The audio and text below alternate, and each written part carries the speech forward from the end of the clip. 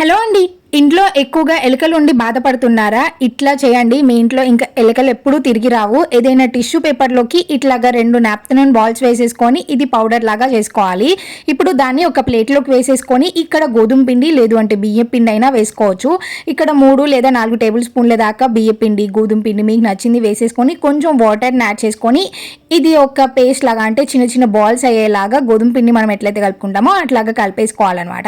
ఇట్లా కలుపుకొని చిన్న చిన్న బాల్స్ లాగా చేసేసుకొని మీకు ఎలుకలు ఎక్కడ ఎక్కువైతే తిరుగుతున్నాయో అక్కడ పెట్టుకోండి.